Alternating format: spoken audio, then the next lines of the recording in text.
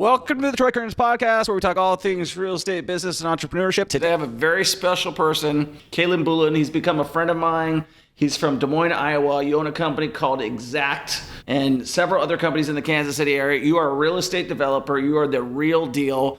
He is somebody that every time I get around him, I learn a lot from. I'm like, this gentleman has built, how many buildings have you built here in town? Or not built, redeveloped, I guess. We've probably done 40 or 50 buildings. Yeah, thanks. Way too nice, but I appreciate it. Well, I mean, I'm telling it like it is. So we brought you on the show to kind of shine on your expertise. A lot of the people who are actually watching this program, listening to this program, they are newbie real estate investors, or maybe they're looking to scale. How did you get your start? So, I'm an architect first, and I did big stadium work all over the world. And it's really fun, but then you come back home and you can't say you built any of the buildings. Right. So I started my own company a little over 10 years ago, and we started small, working with cities, working with community impact folks, and then we've scaled since there. So now we're one of the biggest, owner, developer, architects on Main Street along our new streetcar that's going to connect 50, 60 city blocks. And we've got a pretty good footprint around the Midwest. Yeah, and originally you're from Nebraska originally, and then moved down to Kansas City to work at one of the number one firms in the world as an architect for them. So you went to school, traditional, like a lot of people, get that high-end paying job, W-2 employee. And I always tell everybody, like, people think a different way. Architects are very linear thinking. You think in but the fact that you're a businessman and a developer now, you think with architect eyes, I think gives you such an advantage. We just look at everything like layers and patterns, right? So we look at the finances, we look at the design, we look at the opportunity, we look at the opportunity costs, and we also look at the network. What's the right fit? There's great ideas, but if we don't have the right network and we can't guarantee success, we're not going to launch that project. We're going to refer it out to somebody else. So we find those projects that we consider kind of the home runs, and the doubles that with city impact we can stretch into home runs, and we execute on those. So what is your guys' core competency? So you guys, if you're listening to this and you're in California, people don't know about historical tax credits. That's right. So can you talk a little bit about how you guys have become so successful and what the projects you have done and maybe some of the ones that you're most proud of? Sure. So, one of our bigger projects in town is the Wonder Lofts project. So you're talking about 160 people living in the building, restaurants, city offices. Right. We've got a pinball arcade in there, parking garage, medical offices, all that, right? So when you look at it, what you get is a super diverse single asset. So a lot of safety in that. Right. That one, we paid off our investors years ago on it. It's been operating super well. All of our projects are, 96 to 100% occupied. Right. And so that project utilized state and federal historic tax credits, which helped bring down the cost of capital. It also got a sales tax abatement, so we didn't have to pay sales tax on anything we bought to put in the building. Wow. We also got tax abatement. So, we took a commercial building, and in Kansas City, that's a pretty high tax rate. So we dropped that to the residential tax rate. So we already made that better. And then we worked with the city and said, hey, some of these lofts we're going to make a little more affordable. It's not affordable housing, but it's more affordable for anybody who wants to live there. Right. And if we do that and we hire the right mix of minority and women-owned businesses and we collaborate, are we good enough neighbors that we could get a tax abatement? So then we capped our taxes for, 25 years. And so now the impact, people building up and down the street from us, their basis, they've spent, 10 times more than we spent on this asset. So that is how we find a home run project. We're not going to we like to think of ourselves as a leader in adaptive reuse and urban infill. And we do that because, we're not going to go find a green site, build a huge parking lot, pay to bring utilities and all that. Right. We're going to say, well, we just found the perfect site. All the utilities are here. The parking's here. We can put a new building up or we can remodel an old building. You're a value investor. 100% value. We got to find value because, we got to represent the best interests of our investment partners. And they come to us because they want a safe return that's got a good, strong yield, but a huge potential for upside. And so our investment's upside investment. Right. And when you're referring to investors, you're referring to people, limited partners. Limited partners, yep. We do the debt, we do the work. We provide all the financial expectations, and then we get 3 to 10 people that come in as our limited partner, provide some of the capital to help let us operate our company with our capital, but develop the buildings with partnership capital.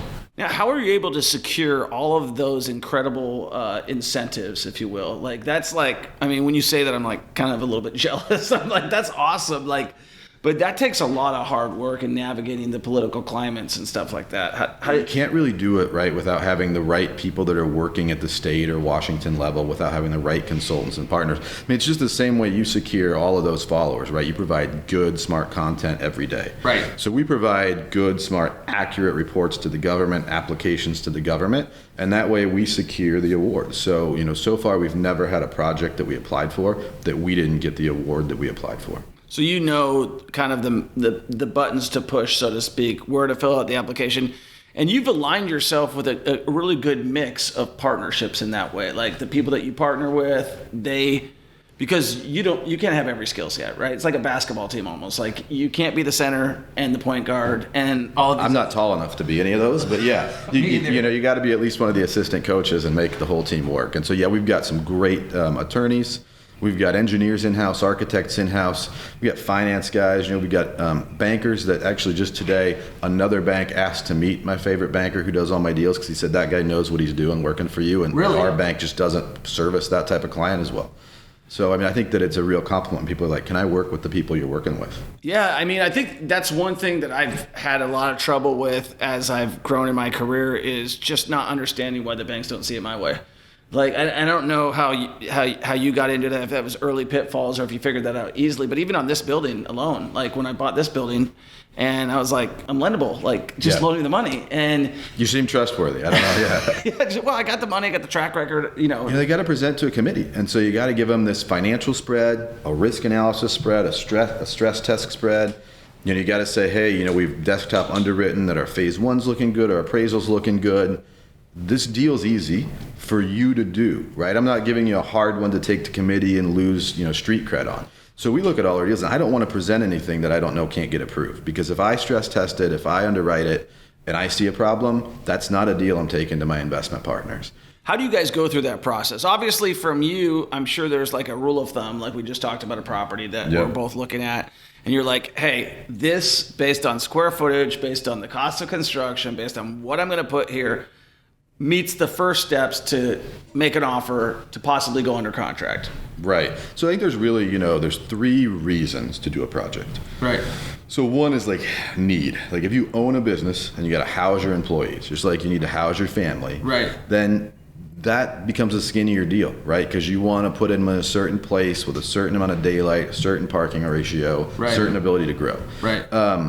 If you are a developer and you're just looking for opportunities, well, then it really, almost always happens at the buy level, right? Because what you buy it for is what you'd make on the tail end. Right. And then if you're a skilled developer and you can mix the opportunities and the rent rates and some of their discount factors and incentives, then you can blend the two. Then you can pay a little more to get the building you want. The building really has 100 years of potential. Right. And you can bring the right users into it. You can do these 20-year leases and renewal things. And you can say, I've set this up. This is a 5 cap exit. And whenever the investment group decides we want to 1031 into a bigger, better deal, this deal is going to print money for 20, 25 years without us touching it. I think that's really where you want to be. That's that third leg. But you didn't get there overnight. No, we started 100% on the value and the relationship deals. So obviously you became an architect. You're like, I don't want to do this anymore. I'm not building it. That was maybe your fascination. I'm guessing, I'm kind of speaking for you a little bit, but was your fascination in architect the fact that you like building things? Yeah, so I always wanted, I thought, well, maybe I want to be a contractor. Maybe I want to be an engineer. And then I'm like, no, I want to be the person who's actually like in charge of the team, right? The architect that runs it. And then I realized I was working for all these owners and developers. And I was like, oh man, I didn't set my sights high enough, right? Yeah, right. Now I can be an architect and the owner developer. And then, the intent is that you can say, and much like you do, right? You see these projects happening, they're just full of mistakes. Right. And you say, man, it's like vacant, or they didn't where they weren't good to the tenant. So now they don't have a grocery store and it's just sitting there. Like I would have that full, or the lofts, you walk through them and you're like, no one's going to want to live here, right? Like it's dark, there's no closet, like whatever it is. We can just fix that. Like at the drawing level for free, we can just get it right. So once we started getting it right, everybody else in town's like, oh, what's your vacancy factor? It's like, oh, we have wait lists. I mean, that's our goal, right? Turnover is the most expensive thing once the real estate's complete. Oh my gosh. So wait list. And if I need to do referrals, whatever it is, I want to be able to call 3 people and have one of them be like, oh my gosh, I can't wait that you finally called. I've been wanting that building. And that's a psychology thing also from the person who's in the property. Yeah. To let them know that if you leave, I've got 20 people who want your spot. Yep. And so they almost will stay longer. Absolutely. Yeah. Or they'll say, well, can I do a modification? I'm not sure I need a year. Can I get 6 months? And you're like, that's perfect because that brings me to prime leasing season this summer, So we always think about that. We stagger all our renewals. We do everything, smart when it comes to that. But it's really, really important that people want to be in your building. People like your manager. People like your location. And that's how we buy, is we buy things that, there's a lot of upside potential in Kansas City and in the other cities we work in. Right. And everybody kind of knows what the upside potential in their marketplace is, right? And so we align to that overlay demand from nursing housing, from new corporate headquarters, from the streetcar, from transportation, all that. But really, that's all that upside value. That's all that 2x, 3x multiple pretty quick. But if we can at least get our high IRR to our investors on the baseline assumption, then everything else is just gravy. So now, how many projects have you taken from the beginning to full completion? Oh, tons, like we said, 40, 50 projects. Wow. And these are not just for those of you who are listening. First of all, if you're listening right now, make sure you give Caleb the respect he deserves by giving him a 5-star review and subscribing and sharing this with a friend. And especially if you're new in your career and you're like, man, this guy is speaking at such a high level. Even I have a hard time keeping up because he's in a different space. Like, you're in a niche. Like, when you're talking about single family, you're talking about just general commercial. It's triple net, it's cams, it's maybe some cosmetic fixer. He's like he said, he's blending everything together. Caleb's super smart. So he's basically finding out all the ways to get all the money to give his investors the best return and hedge against risk. 100%, and thanks. But yeah, all those are great spaces to be in. But you're right, if you're just doing triple net Pizza Huts, one of our other investment partners bought out like 40 Wendy's and Pizza Huts this year at a default, right? Because they were having a bankruptcy at one of the levels. Right. So he goes and buys them for a 10 or 11 cap, has to reposition them, lose a third of them, re-tenant them, do all this mess. He did it great, exited super well at 4 and 5 caps. But all that risk was in that one bucket.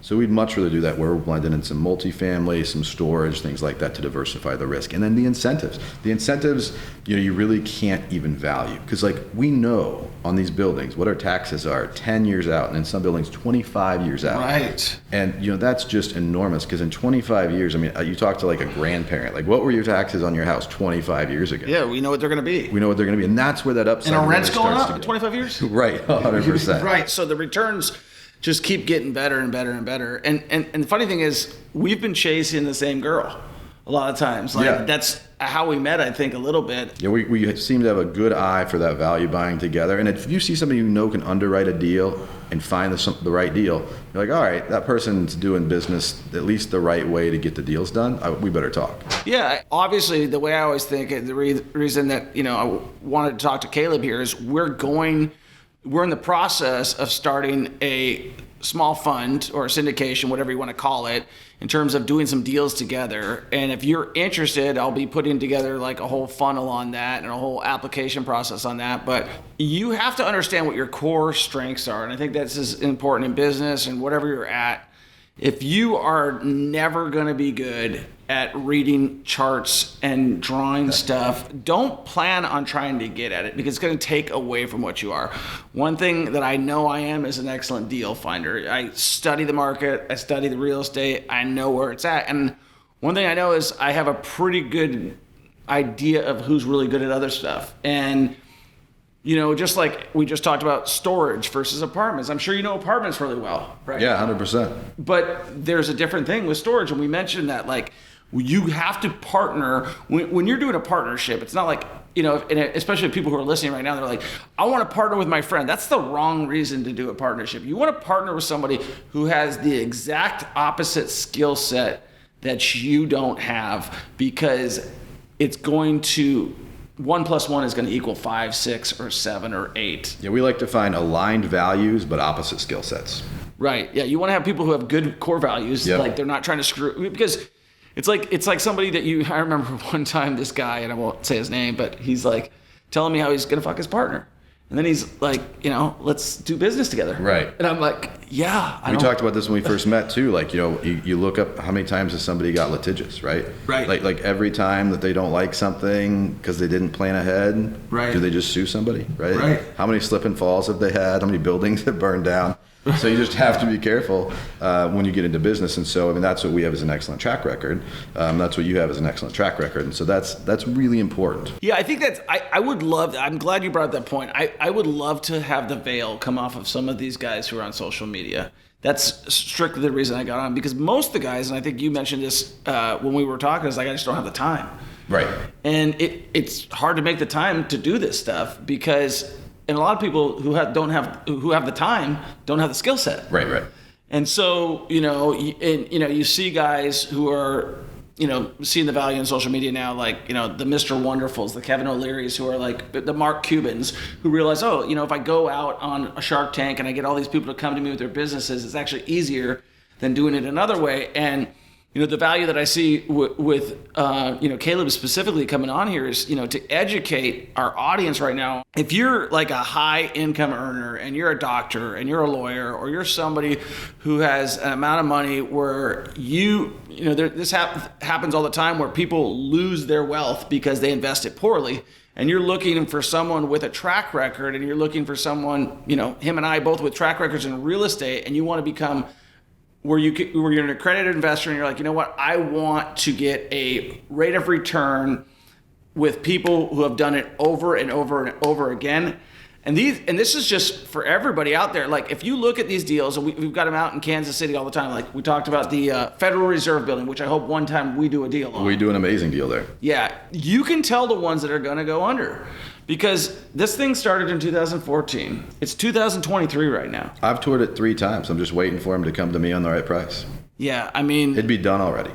Everything I've got, it's been done already. It's full already. That's a 3-4 year project, right? 100%. Quicker than that frequently. Yeah, I'm just kind of going on the long way because it's so big. Yeah, you've toured our Netherland high-rise downtown. We've got the Canary Rooftop Restaurant. We've got hotel rooms in it.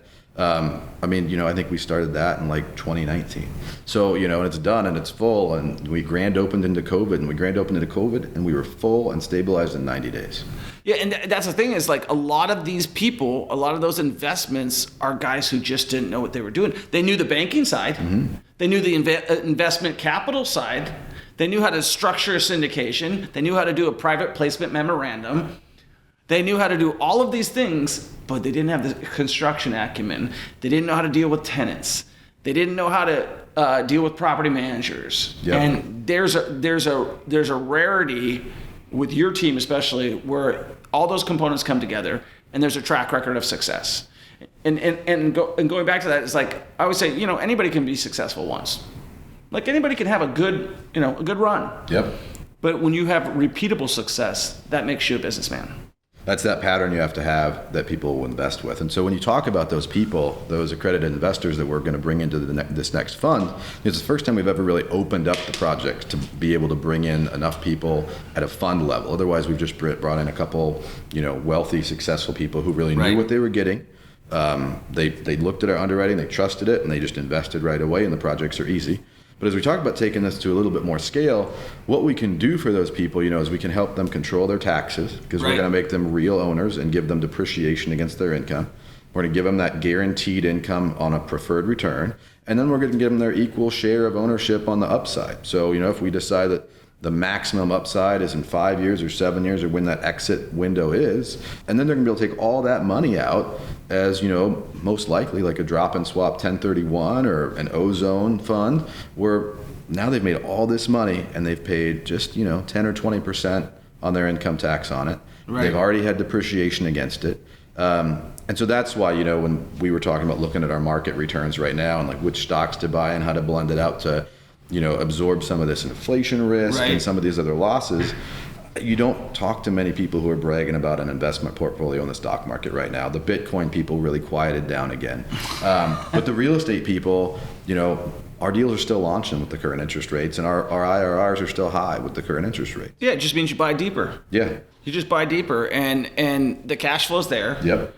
The taxes are fixed, and going in a little bit deeper into people who maybe if you've never invested into as an LP or anything like that, when he's talking about a preferred rate of return, that is an actual guaranteed rate of return in the investment. Obviously, you can't. There's always going to be outs with lawyer clauses and stuff that, but it's a preferred rate of return. Generally, they run between 5 and 8%, right? And when he talks about depreciation, that's a loss, not a physical loss, but a paper loss, which means that you can actually take your money without paying taxes and sometimes with the limitation of paying fewer taxes. Yeah. And so there's some great IRS regulations out there around real estate that and there's even more we're not talking about, right? With our per unit things and some of our other kind of things that not many people know about, right? That we take out on our final tax return, and all our investors get a K-1 that benefit from it. So I mean that's what works out, and that's why people want to keep doing it.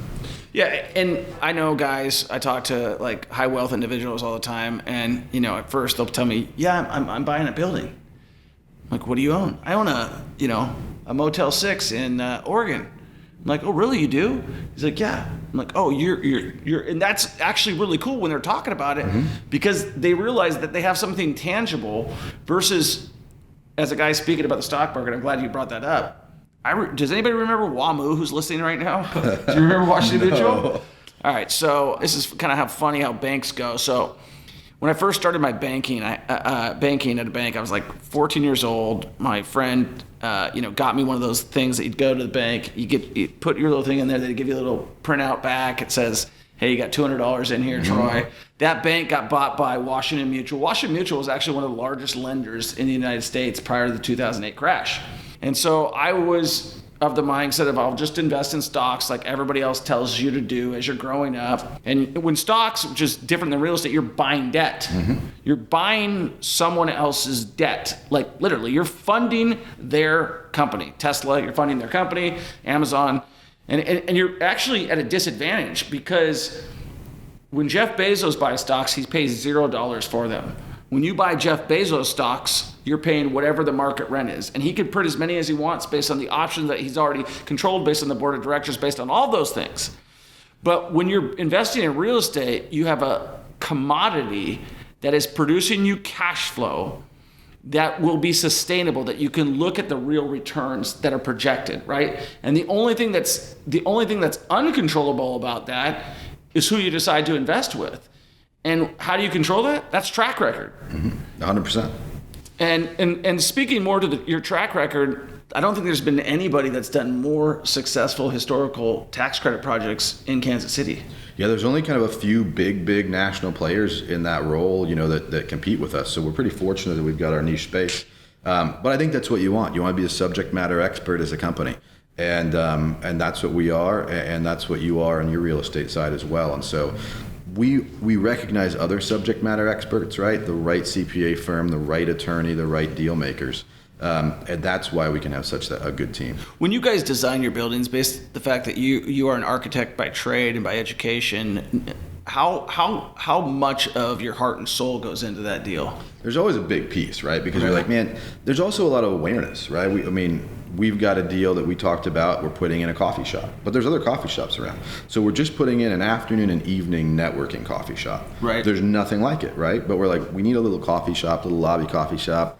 We'll underwrite the deal. We're not doing it for the NOI. We're doing it for the tenant retention, right? We're going to have these, 100 and some family which boils down to the NOI. 100%. It all factors out. Right. But we have to kind of zoom out and be like, all right, what do I want? And then, let me talk to everybody, of every different kind of race, every different sex, every different age. Right. And it turns out that if you talk to old people, young people, or middle-aged people of pretty much any of those categories, they say things like, I'd really like to be able to have a little bit of food on site or a little coffee shop on site or somewhere to meet somebody that wasn't my apartment. And in my apartment, I'd like in-unit laundry, and certain ones say I have a dog, I'd love a tub or a dog wash station, so on and so forth. Pretty obvious, right? Right. But you and I walk buildings that are for sale all the time that aren't pet friendly, or that don't have a common place you can meet a guest, or that don't have a package room, or that don't have the right secure entry stuff. Our secure entry system, It's super easy. Your FedEx guy, you can give him the code. You can FaceTime your friend from your phone and let them in. People don't have to wait out in the cold. UPS and USPS all can get right in. We can do chilled deliveries from Amazon Fresh and from Walmart, right?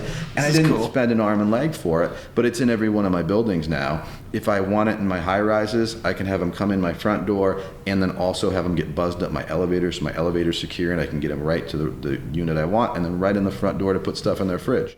Not everybody has to use it. So access control is something that you guys put a lot. That's huge, right? So those amenities, those services, that mixed use component. So you feel like you live in Chicago or New York. You might be in Kansas City or Overland Park or Leawood or something like that. But we're going to put those things in so you don't have to go get in your car, drive 20 minutes to somebody else is paying somebody else rent, right? Buy something from them. It's like, no, we'll just get them. We'll co-locate them. You'll be able to get the batteries you need, get a coffee you need, get a snack. And then that way you feel like you live in a walkable neighborhood. You're connected to your building. Why do you want to leave? Right. So what are your biggest plans, like your most grandiose, the dreams that, I don't know about you. For me, I never thought I'd be doing this stuff. I'm like further than I've ever thought I would be. And I just can't even wait to see what the future holds, because I know it'll be better than what the past was. And I don't know about what you dream at night. Obviously I had Brian Platt in here earlier. I was talking like, listen, let's get a basketball team here in Kansas City. Yeah. So what are some big things that you just like to check off the list? So my first job when I moved to Kansas City to come work for a big firm, national sports architecture firm, it was doing the punch list on the Sprint Center. And that's actually when we were going out and trying to get the basketball team for the Sprint Center. So it'd be nice to see that frame if you can finish that job and bring that basketball team here. I keep putting it out there. We just need, you just need to get the right partner. Yeah. Right? I think Brian said they need to have $500 million liquid. And $2 billion worth of net worth. So, I'm sure we've got somebody out there like that. I think we just have to look through our phones and we'll find the right name. Yeah, that's it. I'll just make some phone calls. Well, so dreams, they're really great. But just like I said about business and architecture, I put all my dreams kind of in frameworks, right? What's unrealistic, what's realistic, what benefits others, what doesn't. And it really does kind of take a village. You've really got to have, every building's in the middle of a city, of a community of people. Right. And so you really do have to do projects. You can do it the other way, but really to do good projects, I think you have to get everybody's buy-in and really try and get the majority of folks to think, I really want that building there. I want that use there. That's all compatible. I see how I can walk through my neighborhood. And then that way they want to go build the next building next door, open the yoga shop next door, those types of things. And grocery stores pay the lowest rent really in business, right? But we always want a grocery store. I didn't know that. So you don't want to be the guy doing the grocery store. You want to do all the stuff around it that pays double, triple the rent, and you want a grocery store guy to come in and go next to you. Because that's your anchor. That's your anchor, right? Makes sense. But you don't want to own the anchor. And so, I think about that, and really my dreams are, how can we go in and start to use our fund, use our ideas, create the right layers of a mixed-use community so we can just grow a footprint. Because if you can think of running it like a little city, think of the profit line for people, think of the livability for people, that we can say, hey, now we've got a 10-block master plan that we've just controlled. We're not complaining about the naughty bookstore or the weed shop or whatever the neighbors don't want, right? We can say, what would you like to see in your neighborhood? What would keep you here? So master plan communities. Yeah. But I think we can do that in an urban setting. We can use a lot of existing stock. We can build some new stock. And I think that's really compatible with a linear transportation program like streetcar, especially as it links up with a new airport. And then, is that going all the way to the airport? Eventually they'll want it to. That's the dream. I forgot to ask Brian about the what is that thing that they're building over the green space that they're building to over I-70. Yeah. I saw that it didn't get federal funding this round, but that they're in design, and I think eventually it will. But if you think about Boston, the Big Dig. Yes, that was a massive project. Hopefully we don't have the budget overruns, and hopefully we do the simpler plan. But if you can think of what it would, and you and I are both buying downtown, right? We're both buying adjacent to this idea.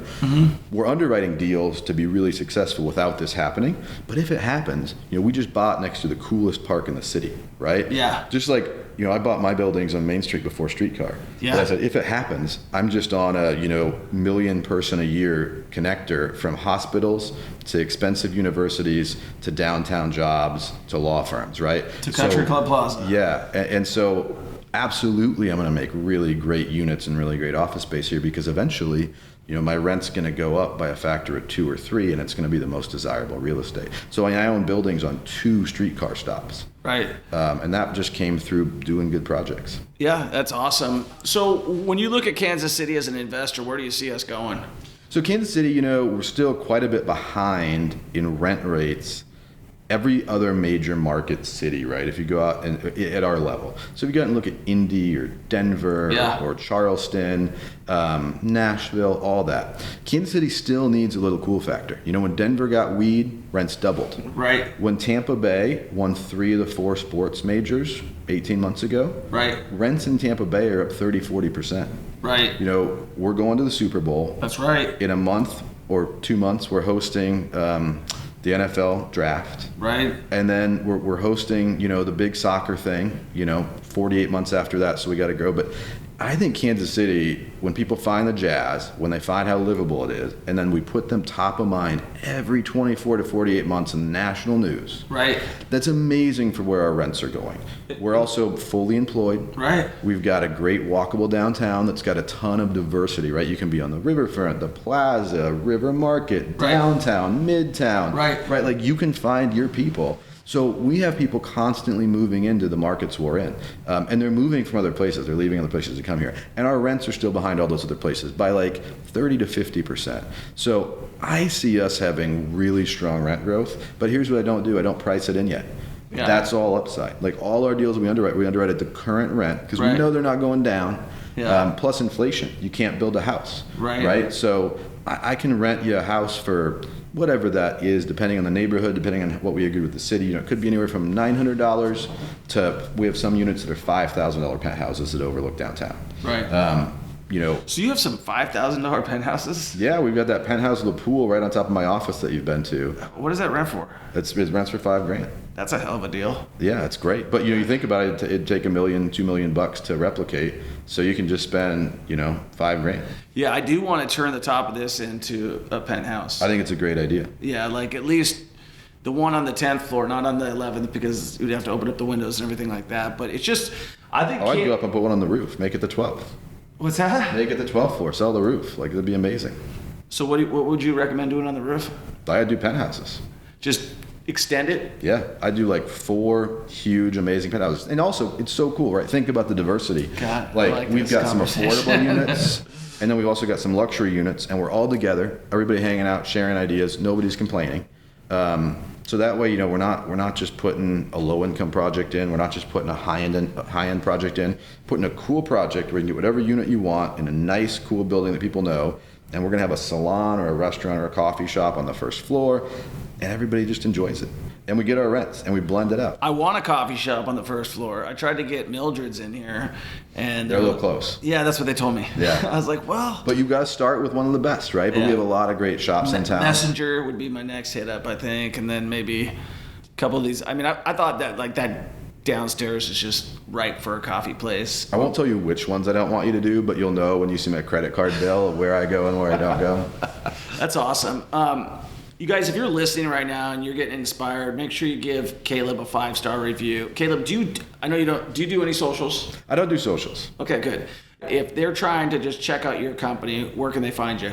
Yeah, they can find us at exactarchitects.com. Okay, awesome. Now, are you guys still taking on work for architectural work in Kansas City? Yeah, so we've got some big nonprofit clients and then some big corporate clients. We tend to refer out some of the smaller mom and pop things, but we do quite a bit of diverse work, right? We do restaurants, we do hotel, we do office. And really, 70% of our business is focused on things that we own with our partners. And so it's pretty cool. When people hire us, they hire us because they're like, man, I know you're going to treat every penny like it's your own. Yeah. Because like when you draw something, you know what it costs. There's no $1,000 handrail, right? It's not an FBI office building budget. And so I think that's what people get when they hire. So that's why it's always hard to say we don't have bandwidth for that to people. But we take on the projects that are near and dear to our hearts or our neighborhood to make the neighborhood better because that helps all our investments. Right. And then otherwise we just, all first priority goes to the projects that we've got investors signed on. Yeah, and I think, you mentioned a couple things about Kansas City, like the fact that, obviously I can tell that everything you're doing, you're very passionate about, and it shows, and you've given it a lot of thought. This isn't just something that you just came up with this morning, right? We're not doing it just for the money, and we're also not doing it just for the work, right? So we're doing it to do it the best that we can. We won't ever do a bad project. And we also are signing on the bottom line as the owner and the debt guarantor. So we know and we believe more than anybody else, because you're not just losing a little bit of investment if you have a project that fails. Like, you got to pay back $20 million to a bank. And your reputation. And your investors at least don't have to do that. They're not on the hook for any of that. Yeah. So you've got a lot more to lose than anybody else in the deal, and that gives people a ton of confidence. I think it's funny. At some point in time, like in my career, I realized I wasn't doing it for the money anymore, because once you get the money, it's a game. There's so many smart people who are like, okay, so like, which car that you bought, do you want to, you can buy the car, right? And you can buy the building. Right. And people, they're like, hey, you're a good guy to hang out with because you know what you're doing. So you have the friends. Yeah. You've proven that you're honest and dependable and a good friend. Right. So yeah, if you run into people who are doing it for the money, you're like, which one are you missing? Like, what do you still need if it's just about the money? What else are you going to do? Right. Like, I mean, like everybody that I look up to, whether it's Carl Icahn, Stephen Roth, who owns the Miami Dolphins, Carl Icahn, who's like one of the most successful guys on Wall Street, they're still doing what they love. Yeah, and I think Richard Branson's really cool. I've always loved watching his stories, how, the energy he brings to his companies, going running with his kids, all that. It's a very centered way to kind of continue through life. But when they've all got enough success, enough money, well, why aren't you drinking on the beach? Well, because that's not our goal, right? Yeah. We want to do awesome work. You can do that. Yeah, you could do that, but like, let's go do awesome work and not get caught up in that. Yeah. And for people who are, they're brand new and they're like, wow, these guys are doing some pretty cool stuff, but I'm just trying to get started. What would you tell somebody who's thinking about that right now? Well, they got to follow you, right? I mean, that honestly, yes, that is 100% the way I started. It's the way you started. Right. Doing, the small investing, hands-on, doing house flips, going to places where you can find a value buy. Right. That's 100% how you learn how to deal with a city, deal with a bank, deal with investments. My first deals that I really put money into in the real estate world were me hands-on flipping HUD houses. Nice. Hiring contractors, taking my lunch hour, going at 6 a.m. to do the kickoff with the team, going to the office by 7:30. That's 100% how you grind out success. And then all of a sudden you've saved up, you've got $1 million net worth and then a $10 million net worth. Right. And so then you can come in and do these projects and be the guarantor on them. Right. Yeah, it does take that. And, people who don't want to put the time in, but those same things that you're talking about are all the same principles of what you're doing now. You're just on a much higher level. It's because you're still looking for a great deal. You're still planning on making a profit. You still have an exit strategy. It's just different. And that's why I was actually just working on my FAQ for my website. And one of the questions I wrote down was, how do I start? And I said, it starts with finding the right deal. Because no matter where you're at in real estate, you better, and I think you mentioned this multiple times, is you make your money on the buy. You make your money buy. It's the same in business, right? Everybody's important, but without a sale, you don't have a company. Right. And so the sales team is very, very important. And that's why, buying things and selling things, you have to know the value, you know who you're selling to, you have to know the market. Sweet. Well, I really appreciate you coming on to the show, sharing with us all the information that you know. I'm excited to do a project with you. I know we're going to launch one this year, just a matter of which one it is. I don't know if you've looked at any of the things down the one, what is that company, MCC, that's trying to get the one that owns the Fashion Bill building? Oh yeah, I've definitely looked at those 2 deals that are for sale, and I think that they just want too much money. I think that we just might have to let them age in the market, but those could be good options. We've got that other project we're talking about putting under contract. There's 2 or 3 other deals right here on Grand. We've got some folks calling us about a deal right next to the Country Club Plaza.